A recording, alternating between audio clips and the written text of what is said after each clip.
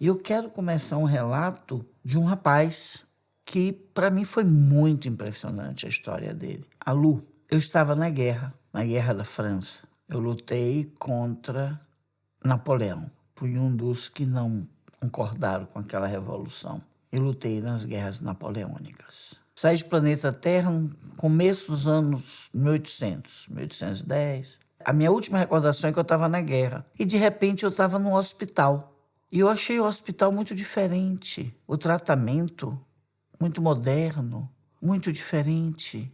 Eu não entendi direito. Eu estava ali sendo tratado, mas como se eu tivesse com parte da minha mente entorpecida, adormecida. E eu não concatenava direito o que estava acontecendo. Eu achava que era um trauma, né, por causa da guerra. Depois eu me lembro de ter melhorado, ter saído do hospital e entrei numa aflição, como se eu tivesse preso, como se eu fosse refém. Eu me entendi assim, refém, e fugi daquele hospital. E aí minha mente apagou completamente.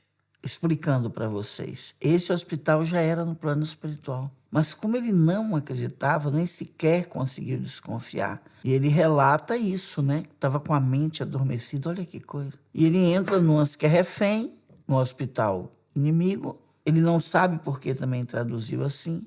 E leva 150 anos assim, dormindo. Completamente apagado. Aí vem a narrativa do mentor dele. O encontrou, trouxe para o hospital, de novo. Tudo era feito para ele despertar. Preces, passes. Ele era levado para tomar banho na natureza das colônias espirituais e ele não conseguia sair do sono profundo. A esposa dele vem, retorna, passa um tempo no umbral também, pelas questões dela, e depois chega também no hospital, é informada da existência dele, de que ele está ali.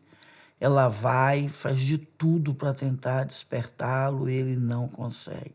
Cria-se uma esperança quando o filho dele chegasse. Quando ele desencarnou, deixou um filho. A esposa subiu uns 40 anos depois que ele já estava lá. O filho, uns 80 anos depois que ele já estava lá. E nada, na presença do filho, ele se mobilizava e ele não acordava, não acordava.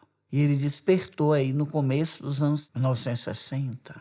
Ele disse que também ele não sabe o que fez despertar. E ele relata como se fosse sonho. Então ele lembrou de umas 3 vidas anteriores que ele teve, mas ele não entendeu, quando logo que despertou, em 1960, como lembrança de outras encarnações. Ele entendeu que era sonho. Ele disse que ele se sentia completamente fora. Queria andar, mas é como se ele não se lembrasse de como é que andava.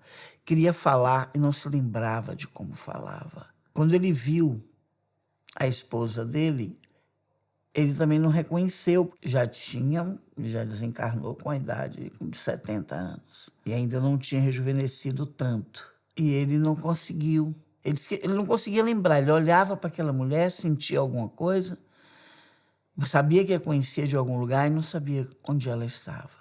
Ele disse que ele melhorou de uma década para cá, de uns 10 anos para cá, porque ele precisou de muitos anos para recuperar todos os comandos. Se ele tivesse encarnado logo depois de 1960, possivelmente ele poderia chegar aqui em planeta Terra como autista, poderia chegar aqui em planeta Terra com alguma dificuldade de mobilidade. Ele foi orientado, no plano espiritual, a se recuperar. E uma recuperação, assim, motora. E eu quis saber como é essa recuperação motora. E o mentor dele me contou. Lu, o perispírito, ele tem um comportamento muito parecido com o corpo físico em alguns aspectos. Então, ele ficou deitado 150 anos. Por mais que a gente mexesse, levasse, e toda a tecnologia que tem no plano espiritual, ele ficou sem dar comando cerebral ao corpo dele, né? Não teve circulação também de comunicação no corpo dele. Só com o inconsciente que ele lembrou de 3 vidas anteriores. Foi o único movimento que ele conseguiu fazer nesse período. E só agora ele está pronto para encarnar. Qual é a questão dele? Muitos anos sem encarnar.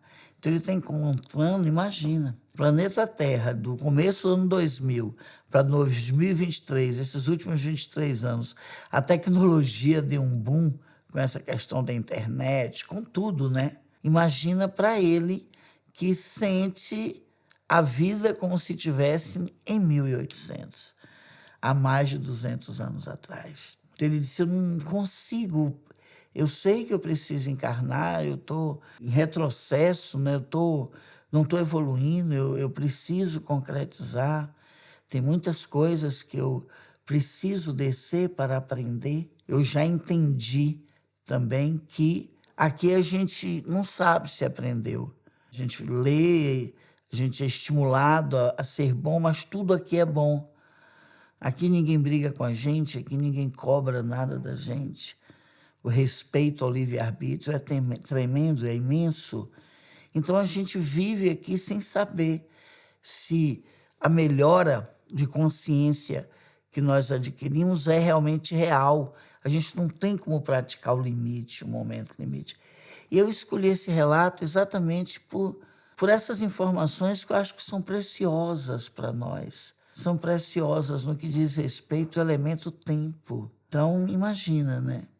E tudo isso por quê?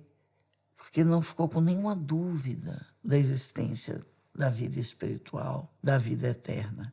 Então ele está lá, se preparando, ele quer encarnar, mas ele ainda teme que ele voltar a ter contato com a carne, né? com a densidade da carne, que ele transfira para o novo corpo algumas sequelas dessa experiência.